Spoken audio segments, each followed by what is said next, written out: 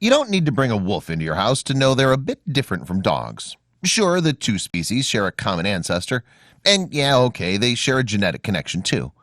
Heck, many dogs even look strikingly similar to modern-day wolves. Still, no one's checking out the Westminster Wolf Show. But experts recently conducted a study in which they observed the behaviors of wolves raised by humans. You know, the norm for their dog counterparts. While the results confirmed wolves and dogs are indeed very different, other evidence suggested their similarities might be even more important than we realized. Before we begin, make sure to smash that like button, subscribe to our channel, and click the notification bell for more amazing videos. One study conducted from DNA found in Siberia suggests there are at least 27,000 years between the modern dog and wolf. Despite similar appearances, it's clear that at some point the evolutionary path of both animals diverged. While dogs still have lupine instincts, it wasn't known until recently how dog-like wolves really are. Wolves actively fear humans, and they avoid territory occupied by them. They're also far more independent than their domesticated counterparts, despite their pack-like mentality. For example, when wolf packs go hunting, the pups are often left alone to learn to take care of themselves.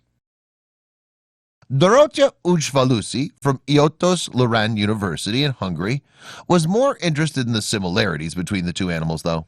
For example, both wolves and dogs like to greet each other by licking the other's faces. Similarly, both dogs and wolves can understand certain human gestures like pointing fingers, something chimps actually struggle to understand. Ujfalusi conducted a study that analyzed the characteristics exhibited by wolves that were raised by human caregivers. 10 gray wolf pups participated, 7 females and 3 males, all of which were raised by humans and lived in captive packs.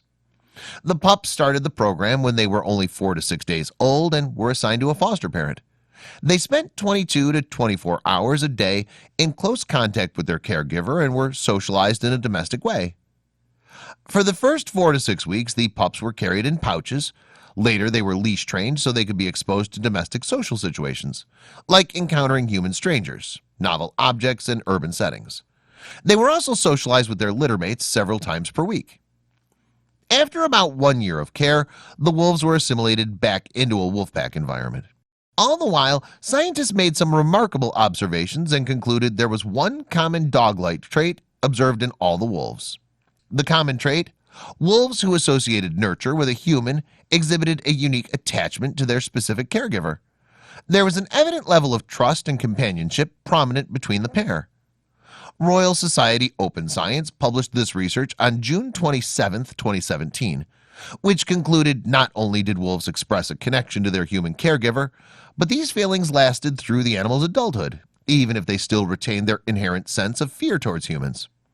Such observations led researchers to believe the common ancestor of dogs and wolves may have actually been open to human companionship, leading to the evolution of the friendlier, cuddlier ancestor, the dog that we all know and love. Upon further observation of the behavior between wolf and human, it was noted that when socializing, wolves approached a human similarly to the way they would approach a member of their pack. This would include contact seeking and submissive behavior. Wolves approach their human caregiver with lowered body posture and lowered ears and low wagging tail. They would also display face-to-face oriented licking, jumping, and pawing, usually followed by a leaning or rubbing nudging motion on the human. Catherine Lord of the University of Massachusetts Medical School stated, "This result is exciting, not because wolves are more social than we thought, but because it's a step in uncovering the complexities of the differences between dogs and wolves and how they interact with humans." Learning the key differences between wolves and dogs can only help us further understand the ancestral lineage and evolutionary divergence that's led to the wolf and dog species we know today. Like any thorough scientific study, there were a number of other observations and conclusions made. Perhaps the most important one, though, was that as much as wolves have the capacity to connect with humans, they're not domesticated animals. They're still wild by nature, and they're still an entirely different species than dogs, even if raised by humans. This means that people should not try to domesticate wild wolves or wolf pups. The problem starts when people disregard the advice of professionals and mistake wolves for dogs, keeping them as pets. Ujfalusi said, "This is a serious welfare issue for wolves, as 99% of those animals will eventually be given up and usually euthanized." This is especially true when wolves are taken out of their natural habitats to live with humans. Moreover, studies of a dog's brain prove that they're truly happier around us, even more than when they're around other dogs. Humans reduce stress in dogs, yet that's not the case with wolves. This research was quite groundbreaking. What we learned from our study is that while dogs may be more attached to their human caretaker in the sense of dependence and using their owners as a secure base, Uchvalusi said, wolves are also able to form lasting affiliative relationships with their caretakers, though without a sense of dependence. Uchvalusi's final note was, basically, wolves are wild animals, more independent, hard to control, hard to manage, and health-keeping conditions are impossible to provide in the human home. Thus, tame wolves kept as pets are a real danger to the environment and to themselves. These evolutionary ties can also make for some pretty startling interactions across species. Nick Jans, an Alaskan wildlife photographer, witnessed this phenomenon firsthand. While sitting on his porch with his dog, Nick witnessed a wolf emerge from the woods. Before he could react, his dog Dakota ran straight for the wild animal. Though he was initially terrified, Nick then saw something he never expected. He quickly grabbed his camera and snapped this photo.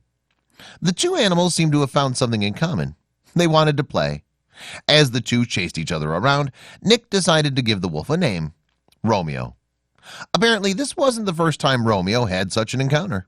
The wolf had been making quite a reputation for himself down the way at Mendenhall Glacier Park, where he was often spotted playing with other dogs. Though many people in the community were startled at first, Romeo won them over every time with his friendliness and charm. After all, he just wanted to play. Soon, Romeo became part of every dog owner in the area's routine. He was about as quick to befriend the humans in the park as he was the other animals. He would even bring out toys that he'd stashed, Nick said in an interview. One was a styrofoam float. Romeo would pick it up and bring it to my friend Harry to throw. Nick added that Romeo clearly understood the same sort of behaviors that we see in dogs. The happy family wasn't just our understanding and tolerance, it was the combination of his and ours and the dog's. For 6 whole years, Romeo made frequent appearances. We were these 3 species working out how to get along harmoniously, and we did. Over that time, Romeo became a sort of symbol to the local people of their close relationship with the Alaskan wilderness. It wasn't just the locals Romeo was attracting, but those from further away as well. Some people would travel to the park specifically to see these incredible interactions firsthand. Still, while the locals knew him to be friendly, visitors were always a little wary, and for good reason. It is a wild animal chasing your beloved pet. Despite this, Romeo was quick to steal the hearts of even the most frightened dog or human in his presence. At times, it almost looked as though Romeo had some sort of magnetic force that those nearby simply couldn't resist. He was downright relaxed and tolerant from the start, Nick said, as if he dropped out of the sky like a unicorn. Unfortunately, this was not to last. Tragically, in 2009, Romeo was shot and killed by a group of hunters. The community and all those surrounding took it quite hard. Residents of Juneau then held a memorial service for the beloved wolf and even had a plaque made in his honor. That plaque is still there. Written on it are the words, Romeo, 2003 to 2009. The spirit of Juneau's friendly black wolf lives on in this wild place.